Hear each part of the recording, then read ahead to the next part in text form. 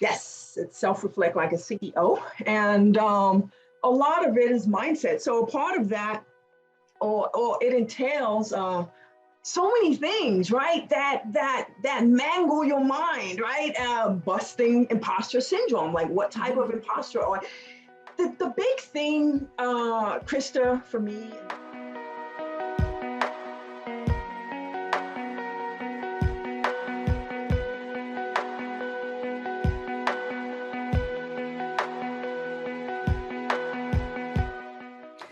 Hey everyone, thanks for joining me for another episode of Female Empowered.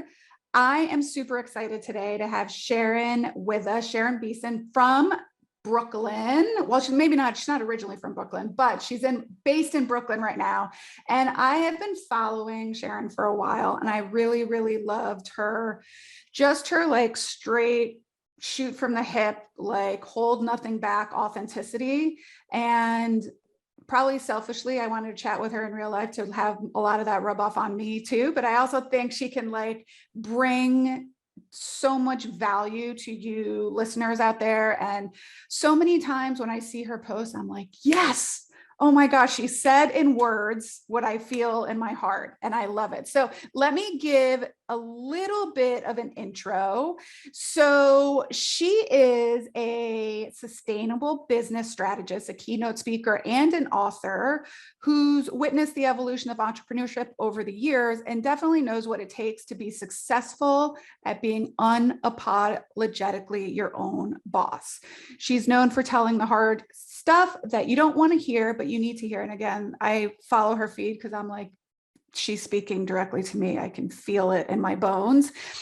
She's clocked over a dozen years in corporate supervising accounting role, and then paved her own path as a problem solver, trailblazer, connector, and educator since 2006. Known to help female entrepreneurs thrive in business by Black Enterprise and invited by Girls Inc. of New York City to curate a women's entrepreneur workshop. Sharon's been referred to as a beast for her workflow, a phenomenal leader for her community by building a super knowledgeable business consulting and which propels business for women forward. All right. She's been featured in major publications, the Huffington Post, the Daily News, New York Times, Voyage Atlanta, and Black Enterprise. And without further ado, I would love to introduce Sharon to you. And Sharon, would you, in your own words, kind of introduce yourself and tell us a little bit about your story? Well, first off, thank you very much, Krista, for inviting me here today. I appreciate you. Sure thing. My name, of course, is Sharon Beason. I am a kick-ass sustainable business strategist. And yes, I have been doing this entrepreneur thing since 2006. I left my corporate world. I worked my way up to accounting supervisor. I really thought I was going to graduate or become an accountant, right? Like the CPA, because I sat and passed the 4 parts of the exam. People always say, wow, you look nothing like an accountant. And I'm like, okay, well, I have my own flair and unique flavor going on, right? We don't all look like stodgy, old conservative people. But anyway, fast forward, I realized that as much as I loved my tenure in the corporate world, I learned a lot. I really enjoyed who I worked with, but I became enslaved by just consistently working from their national satellite offices, living out of my suitcase, and everything became planning around my work. So I just couldn't take it anymore. So I jumped. I'm that individual that did jump off the cliff and jumped off the cliff and hoped and prayed there was a parachute, and there was. And fast forward, I'm now working on my 4th successful business. It is in my zone of genius. I love it. I found my holy grail, so to speak. And what I do is I help online female entrepreneurs, mainly creatives, consultants, coaches, and service-based business owners, authentically and profitably build, grow, and scale a sustainable business. So that's where we are today, and that's my jam. it really is phenomenal. I did not know you came from the accounting world. So I do like that. And I actually like that kind of now makes sense how when you talk sometimes about sustainability and what does success look like for people, the difference in success. Like, I love that you're talking about like 7 figures doesn't have to be success for everybody. Like paying down having a mortgage could be success for people. Having, no credit card balance is success for people. And I totally agree with that. So I'm glad that people are actually saying it, because I do think so many, with social media now, it's like a blessing and a curse. It's great because those of us that are online business owners have access to more people, but at the same time, there's a lot of garbage out there too. Like people just being like, oh, you just need an email sequence and you'll have 7 figures. And what if somebody doesn't want 7 figures? And by the way, that's bullshit, because you can't get 7 figures with an email. I'm sorry, unless maybe you're Amy Porterfield, who's been working for 15 years behind the scenes. So my question to you would be, have you always been this unapologetically you? Like, has this been your thing your whole life, or did you go through your own transition and transformation to get here? That's a great question. I will have to say I'm a little fortunate. Growing up, I was somewhat of a rebel. Growing up, I saw my mother struggling, and I told myself I never want to struggle as much as my mother. When I'm looking back, rent was only $425 a month.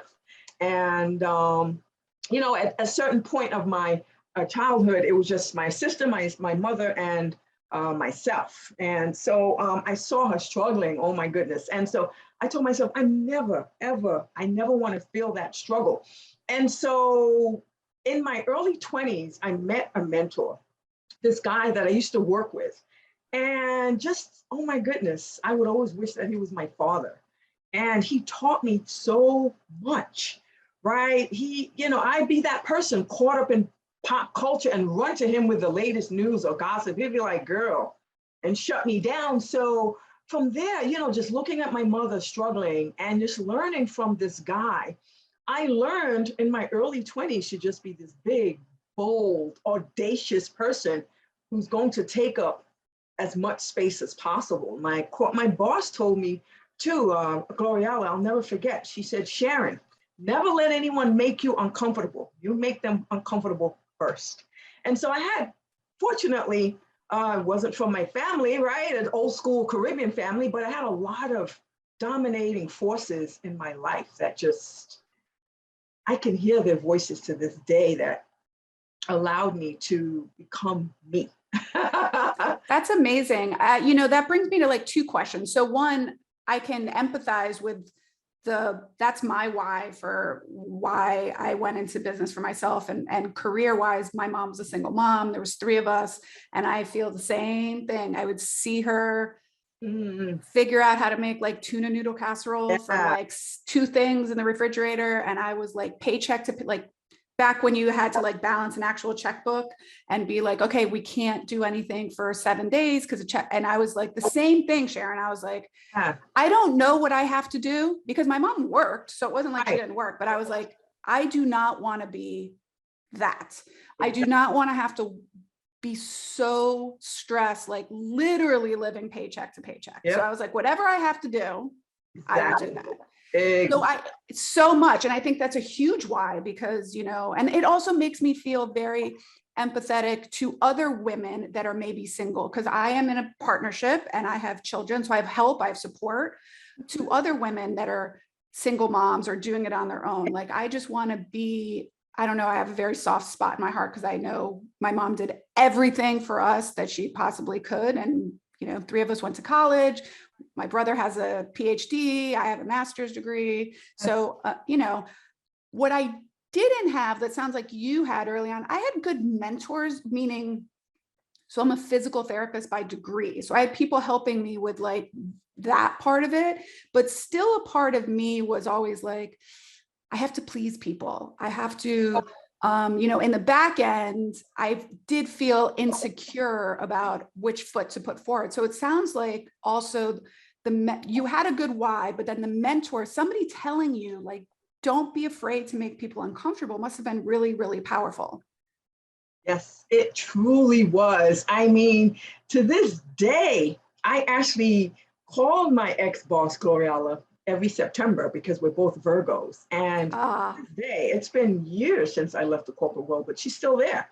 And, you know, I call her and I wish her a happy birthday, you know, and, you know, I had another guy that I'm also a mentor. I met him in college, and this was in my early 20s.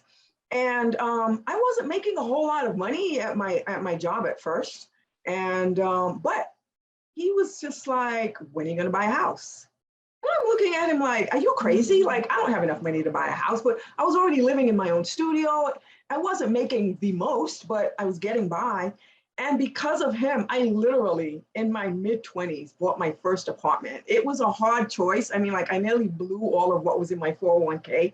I rebuilt it. But I'm just saying, these are the people, these were the forces in my life. Yes. This didn't come from my mother.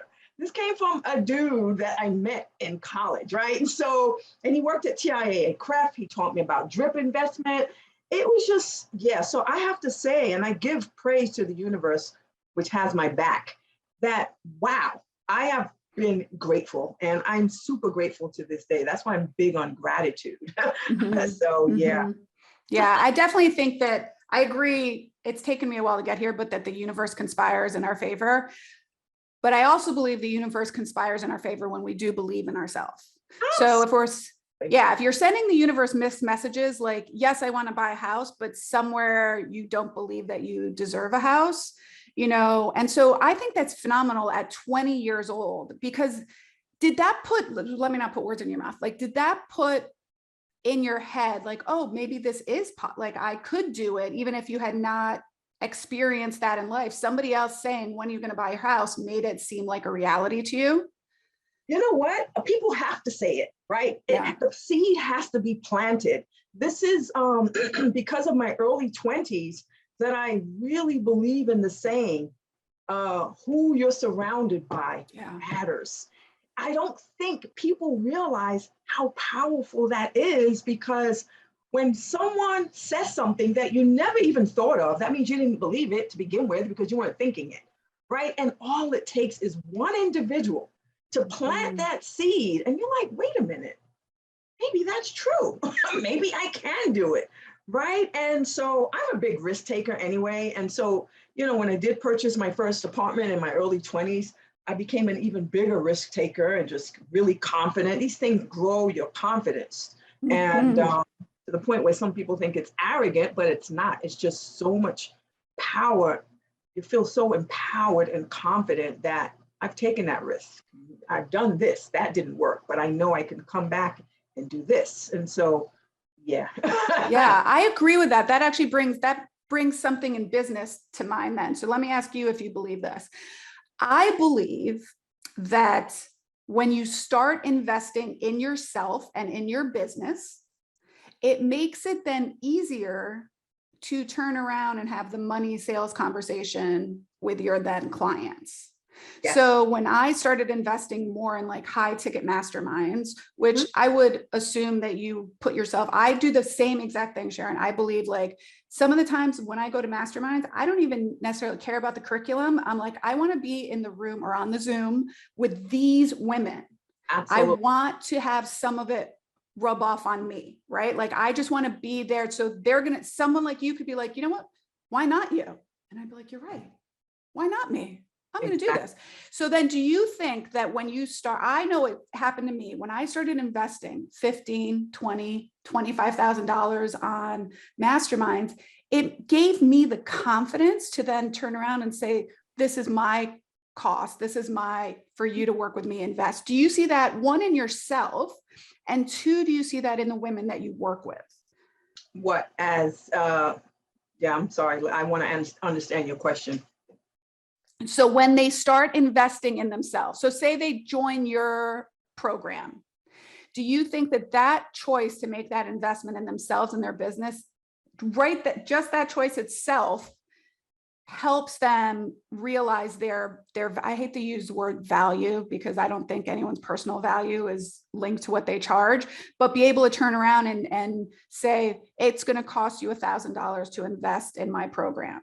Oh, I see what you're saying. So you're simply saying when people start investing in themselves, do they then turn around and gain the confidence to blow up their prices, right? Exactly. Like you said, I just, I bought a house. Now Right. I'm a little more confident taking that additional risk. Right. Well, here's the thing, right? I've definitely invested large amounts of money, right, in my mentorship, right, and into my mental metal, so to speak, right? And so I really do believe it depends on what type of mastermind you may be in, because I paid thousands to my clarity coach, and we didn't really discuss pricing, right? We discussed strategy. I am, however, in a millionaire group where people are banking multi-million dollars, and they're making multi-million dollars, and the conversations alone are making me say, wait a minute, hold on, right? I need $1 million plan. Wait a minute, my prices are too low. So you hear these conversations, you give feedback, you ask questions, and when it's around money, when you see people talking about scarcity, this has been my experience, right? When you see people talk about scarcity mindset issues, and I'm privy to conversations where people are making multi-million dollars and they're sharing their strategies, and that, it's just like, whoa, I need to step up my game. So did I have $1 million plan a few years ago? Absolutely not. Do I have a $1 million revenue plan today? Absolutely, I do. So it absolutely makes a difference when you're investing in yourself, but we have to be careful and be mindful where we are investing. We have to be intentional with that. If you want to learn about money and increase your prices, then you got to go in a group that's people are making money and talking about making money. They're not ashamed to discuss that. So that's just been my experience. Yeah, I would agree. It's been my experience as well. The level of conversation changes. Absolutely. It's just like, oh. Yep. I totally agree. So let's talk a little bit about your program and what you do. So your program is called Womeneur, is that correct? And you have a CEO. The name of my brand is called Womeneur. Oh, gotcha. Okay. So I recently launched, last year, right? October officially, I launched an online membership called Womeneur CEO Society. So. And yes, it is for, listen, here's the way I look at it, right? The more we invest and educate ourselves, the more that we can work in our zone of genius, the more that we have to share, right? The more that we can serve. So I say that because I had a bunch of communities and memberships that catered to newbies, right? And so Womeneur CEO Society is full on me working in my zone of genius, and it is for online creatives, consultants, coaches, service-based female entrepreneurs who have already launched their business, right? And, some of them are making consistent income, but they're stuck. They're at a plateau. Some of them are drowning in their business. Some of them do have scarcity mindset issues, and they need to know that they can confidently increase their prices. So I stepped in with a 6-stage badass CEO framework, housed inside of Kajabi Hub, and a very supportive and inclusive community, featured CEO guest experts, CEO tech tutorials, group mentoring workshops. And so that's what I've created. And my goal is not just to drown them in content, it's to be there to help them to implement and execute the work into their business. And so I'm excited about this. I've left or dropped a lot of the offers that I've had. So that was my pivot, right? I've dropped a lot of the offers that I've had. I've phased out a lot of the offers because in my millionaire group, I learned, to focus, focus and just master your offers, master what you're working on. And so that's what I'm doing. And it's almost like a brand new start for me. It's an exciting journey. And I'm showing up in my zone of genius and helping other women do the same. Yeah, well, I will definitely say you're showing up 100%. And I think that's, I think that's part of business is like, you have to show up. You have to show up. From an outsider looking in, I can tell you that I think your messaging is very clear. Like there's not, so, we look at some women, and I can imagine maybe you help some of your people and your participants in your program with, like, they just seem all over the place and that it confuses the consumer. I love your brand colors. Like, you are a brand. You are consistent. I know what you're selling. And I think that's great for the audience to hear, that you did pivot, and it's okay to change your mind. You had a lot of offers. I had a gazillion offers at one point too. And I was like, somebody once said to me, yeah, I'm not really sure what you do. And I was like, yeah, you're right. That I can see how that message goes out, because there was a lot of things. So you mentioned something that it's for women who have launched a program before, and some of them feel stuck. So can you put into words sometimes like what they're experiencing when they feel, and I'm doing air quotes for those of you that can't see, stuck? Because that's very common. We hear that a lot. Are you stuck? So what are they feeling? Yeah, some of them are feeling, and what are they thinking and feeling? Some of them are just like, oh my goodness, I know I have this amazing offer. I know my shit, right? But why is this woman over here who knows half of what I do drawing in customers? What is wrong with me, right? Why aren't I driving awareness and visibility as much as this individual over there, right? So a lot of them don't know how to create the visibility and attach their expertise to their messaging.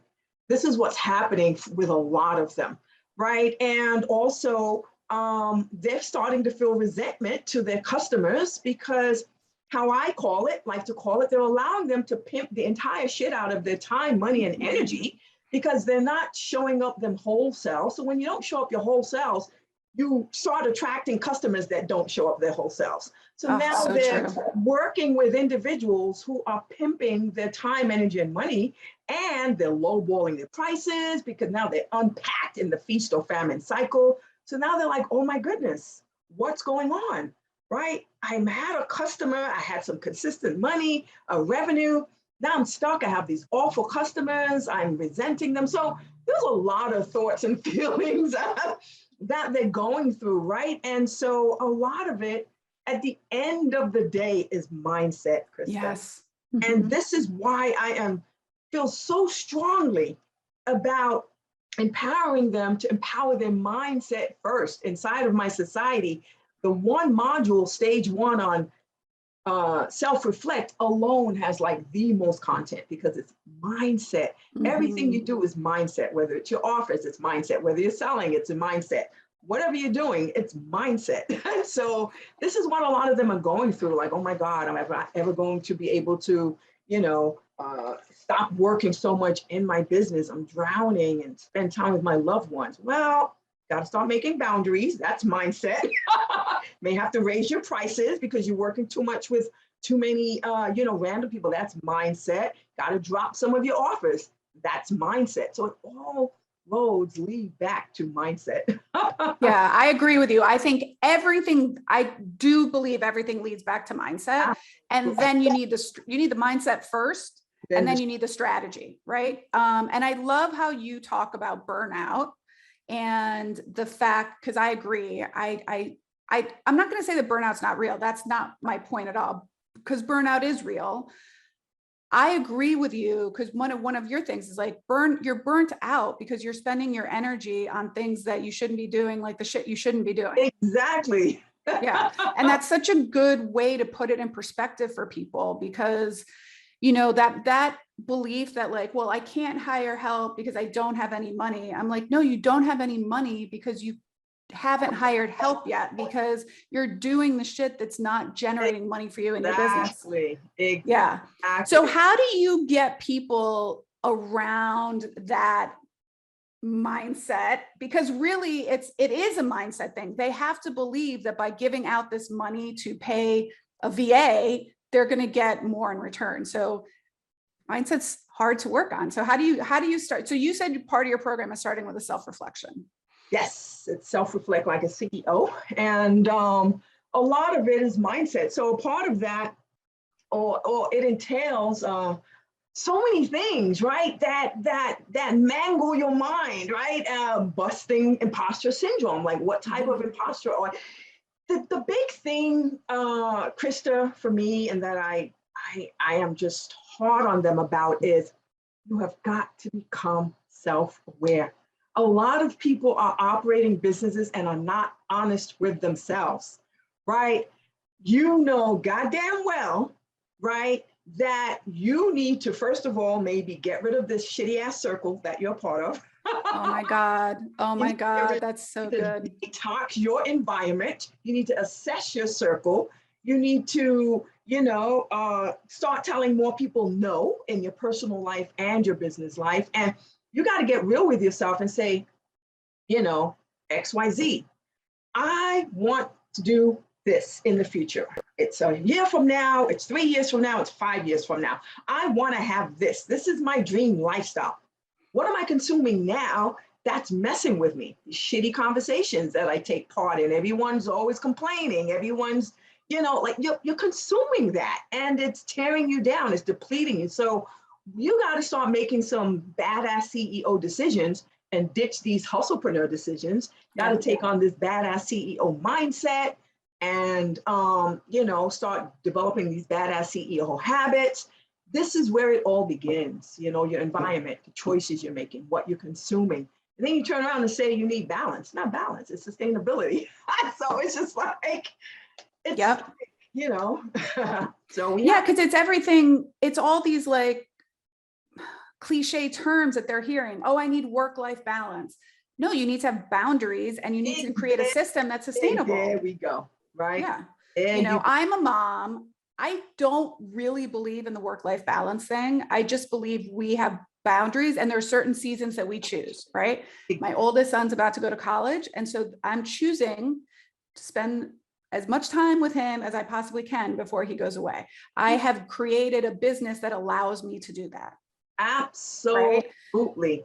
So, and if people have small children and they want to make, that's great. Guess what? Let's create a business which allows you to do that. So there you go. And I tell them, I said, you must design your lifestyle. A lot of people don't realize there's overlay from their personal lives. Of course. Right? You got to tell your husband, honey, sweetheart, I'm gonna need 2 hours every night to digress. I cannot cook every day of the week. Children, you need to help mommy wash the dishes. You got to set those boundaries and it flushes over into your business. Now you show up miserable in your business because you're resenting your husband who won't allow you to take off cooking one night, but it's not your husband, it's you. Right? It's you. It's you. Right. And so a lot of that, right? And so and vice versa. Then you show up at home like a raving lunatic. Exactly. It's a circle. As a small business, our business, I don't want to say our business is us because I've learned to disconnect myself from my business. I am not my business, but it's still super intertwined because I built this from the ground up, as did you, right? So it's not who I am. I've learned that for sure, but it is like, it's a little more than if it were like an outside business and I worked for somebody else. But I decided to make the change when I realized I was coming home and I was being like awful to myself, awful to my kids, awful to my husband. And then at work, I was being the same thing. And so like, I was a raving lunatic 27 hours a day. And why do we work that hard? And the only person I had to, I don't want to say blame, but I was the cause. And until I realized that, and until other women realize that you have to set, we have to set the boundaries. And we have to stick to the boundaries because I always say setting the boundaries is the easy part. Sticking to them is the hard part. Enforcing them, right? Yeah. So it's so great that you say that. And how much pushback or resistance is met when you're working on this with women in your groups? I don't see a whole lot of pushback, right? And I want to be sure you're talking about what, like the mindset and when they're like, for example, if you were to talk to someone about you have to let your family know I need 2 hours at night. And they're like, well, my husband works 16 hours a day and my kids are that would be what I hear sometimes, Yeah, I haven't heard a whole lot of that. One of the things I do in my society is at the end of each exercise, they're prompted to go and share their results in the community. And so, if ever, I don't recall anyone receiving pushback. And if they did, they would probably cheer it on, right, by their CEO peers. But I don't see anyone receiving pushback on that. And during my group workshops, I don't really hear any buts or ands. Oh, that's great. One thing I'd like to believe is I really do empower these women, because they come back and say, oh my God, Sharon, because of you, I went and asked my boss for a raise, because some of them are also full-time workers. Oh, because of you, I told my husband I need an extra hour every evening. And oh my God, he was okay with it. So I haven't seen any pushback yet. And so I also let them know that at the end of the day, it's you, right? If you decide not to make a hard decision to do something about it, you can no longer play victim and point fingers. It's on you. So that is the consequence of you not making the decision to set boundaries so that you can live out your dream lifestyle, right? So yeah. And I also think that's probably a testament to you to really, you then do a great job of qualifying people for your program then.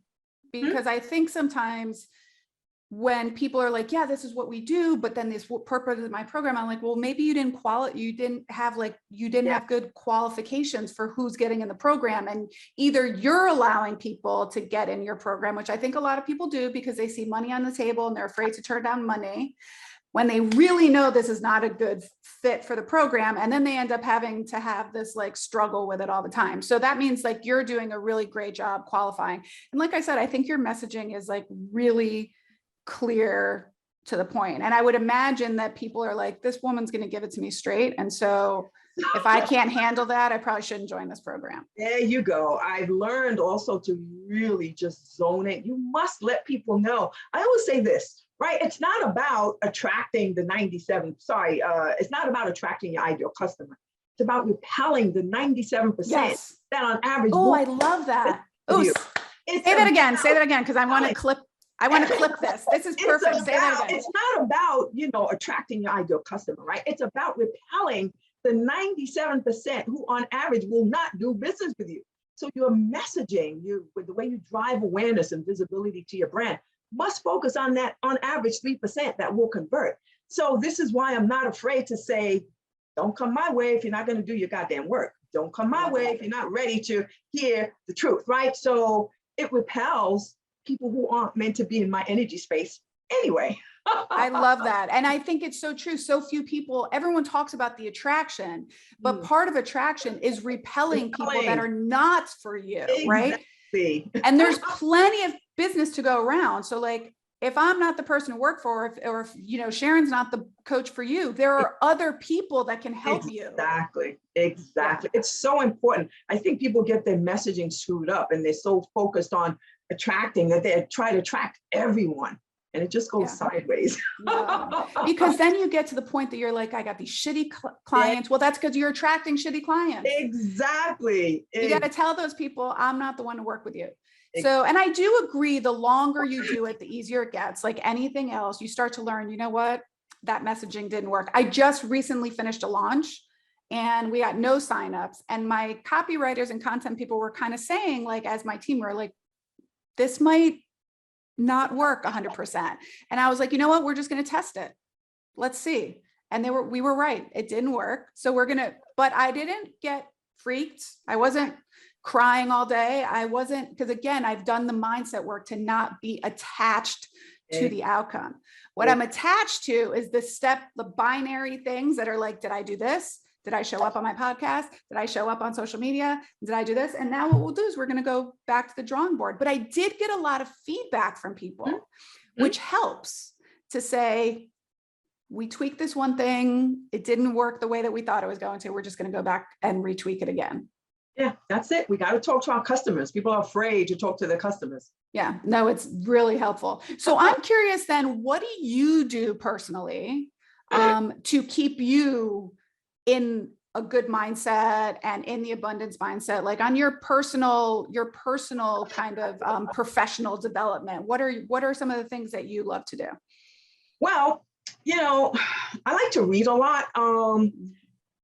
I've had 3 years of therapy, right? And I just stopped seeing my therapist last year, 3 years straight, to unravel a lot of my childhood trauma. And so it's made me more aware. It's allowed me to become more compassionate.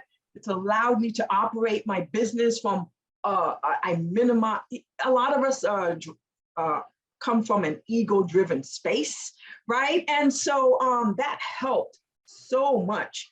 I had a life coach during the onset of the pandemic. That helped tremendously. But even before that, I'm an avid reader. I love reading self-help books. I am very intentional. I mean, I just really believe people just keep glossing over how important it is to who you are having conversations with. So I'm extremely mindful that who I allow into my energy space and who I have conversations with. I don't watch a whole lot of TV. I call it the junk box, right? I do. I'm not judging anyone who does, right? But it absolutely does nothing for me. I do watch Netflix. I love documentaries. So these things really do pour into me. They make me feel good. I don't have these horrible thoughts about anything. I pay attention to how I feel after I'm done interacting with something or someone. And I really am intentional about staying in this high vibing, abundant mindset space. And if I feel anything or anyone trying to pull me away from that, girlfriend, they got to go. Yeah.